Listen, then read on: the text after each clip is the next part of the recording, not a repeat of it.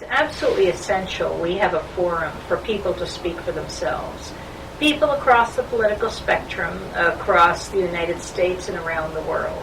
The media should provide a forum for people to have the discussions about the most important issues of the day.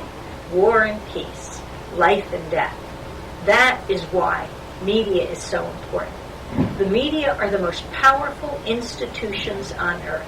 More powerful than any bomb, more powerful than any missile. And the Pentagon has deployed the media, and we have to take it back. Yeah.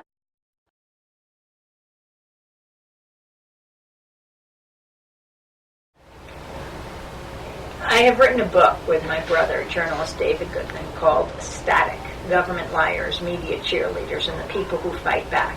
And in that book, we talk about the axis of evil. You know the way they talk about the axis of evil. Well, this is the access of evil. And it's about how reporters trade truth for access. That means trade truth for the ability to talk to politicians, to get a soundbite. You know, it's special if a White House journalist can speak to the vice president or the president. And the trade-off for that is that, well, they ask them an easy question and then they get called on again. Well, I don't think that's worth it. Politicians need us more than we need politicians. Politicians need journalists more than journalists need politicians.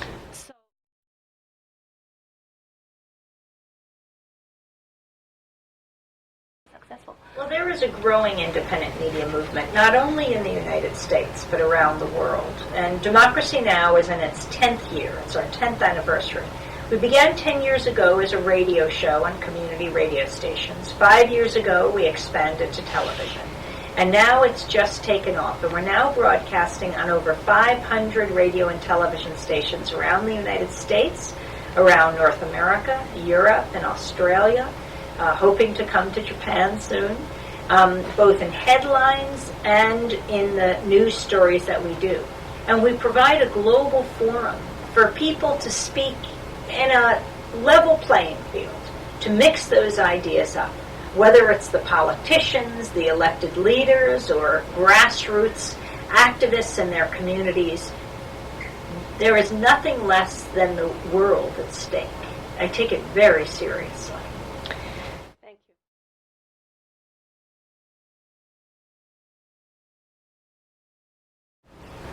I think we have to be fair and accurate. That's very important.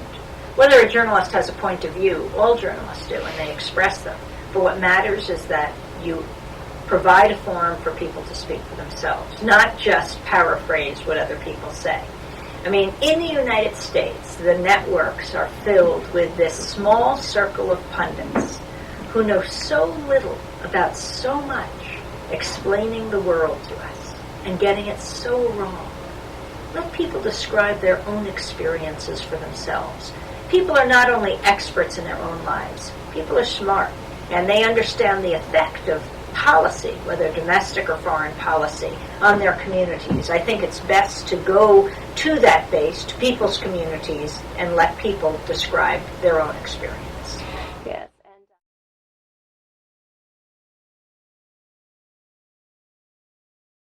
was there any? I mean, I faced very difficult situations as in East Timor in 1991, surviving the Santa Cruz massacre. I was there with my colleague Alan Nairn from the United States, doing a documentary and pieces for U.S. media.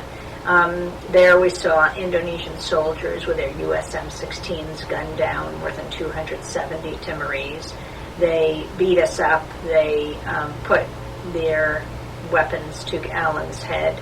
They used the guns like baseball bats and they slammed them against his skull until they fractured it. They were killing everyone around us. In Haiti, it's a very difficult situation with 2 U.S.-backed coups. But no matter how difficult it is for journalists, it is many times harder for the people on the ground to live there. They are far less protected. That's what I always remember. Mm.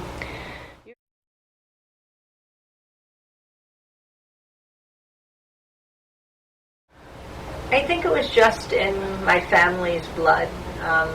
In high school and junior high school, we had newspapers, and we got involved with that.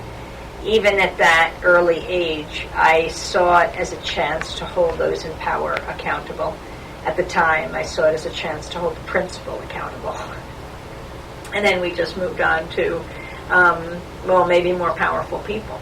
But journalism is a wonderful way to do that. It is both extremely intimate. You can ask people questions, which means you have very serious responsibility. Really, I see the media as a huge kitchen table that stretches across this country, that we all sit around, that stretches across the globe, that we all sit around and debate and discuss the most important issues of the day: war and peace, life and death. And anything less than that is a disservice to a democratic society.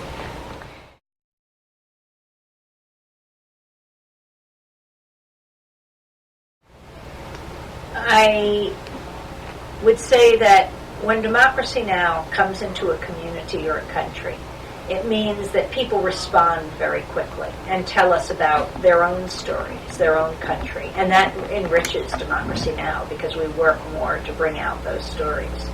I also very much enjoy going to the places where Democracy Now! Broadcasts to speak with people. We have a lot to learn from each other. Certainly in Japan, there is a lot to talk about.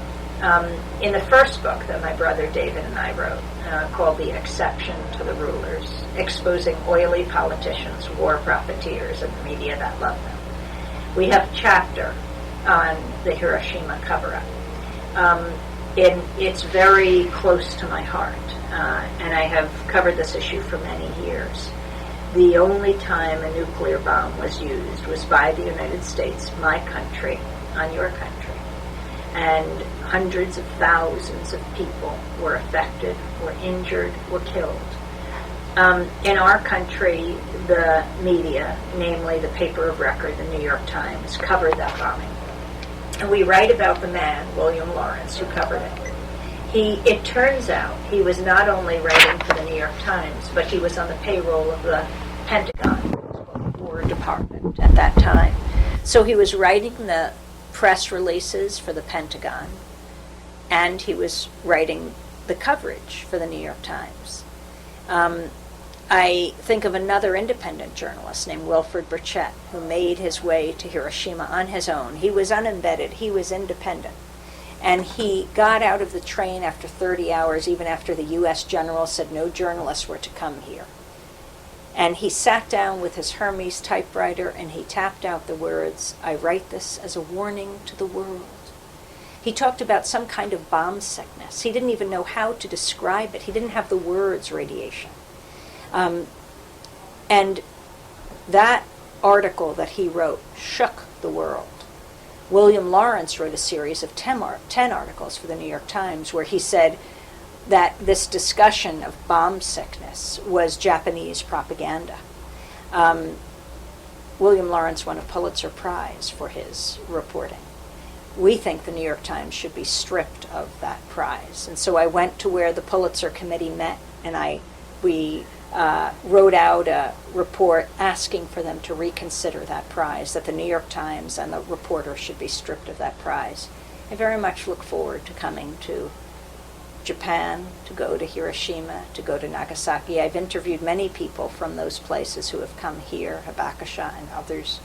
I really look forward to the day when Democracy Now!, this daily grassroots global news hour, is broadcasting throughout Japan.